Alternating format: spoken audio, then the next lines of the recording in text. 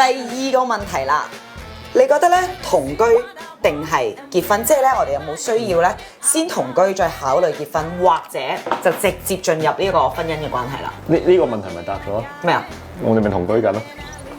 哦，好，快啲答問題，答問題。點解？要你係嘉賓咯。我覺得呢個係好地區性嘅問題嚟嘅。香港呢個咁嘅環境咧，通常都係結咗婚先可以同居。但係我覺得咧係同居咗先結婚比較好，因為你知道磨唔磨合到同埋你哋夾唔夾啊嘛。香港就會好多人話去旅行就知道你哋夾唔夾或者會唔會嘈交，但係日常生活入面嗰啲瑣碎事先至可以搞死你。你都唔知佢幾麻煩平時，同埋幾污糟嘅人。食完一個麵咧，5日唔使可以擺喺度，發毛啦好重啊！吹，繼續，吹。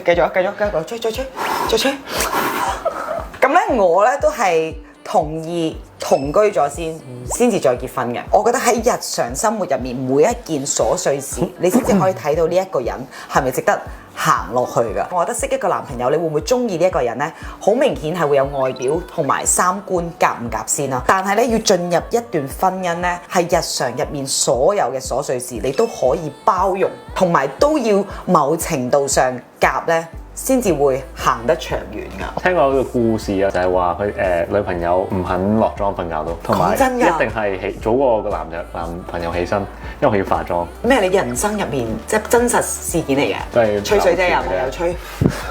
跟住咧，仲有另外一個，我覺得一定要同居先嘅嘢咧，就係當你同居咗啦，即係證明你已經同呢一個人係朝夕相對啦。某程度上咧，係將愛情嘅嗰個含量咧減少咗㗎。當你愛情含量減少咗嘅時候，你依然都唔覺得你想碾死呢一個人咧，咁樣咧，我覺得你哋真係可以長久投資咁5年10年，或者白頭到老。因為咧，當兩個人唔係同居嘅時候，可能你一個禮拜入面會見3、4次。當你哋分開嘅時候咧，其實咧就會掛住對方，所以你一見嘅時候咧，好多嘢咧，你會依然覺得哇，佢好靚啊，佢好完美啊，就因為距離產生美。當你同居咗之後咧，個距離咧係冇嘅時候咧，你就會覺得你身邊呢一個人就其實都係咁上下嘅啫。我都覺。我哋下一個問題。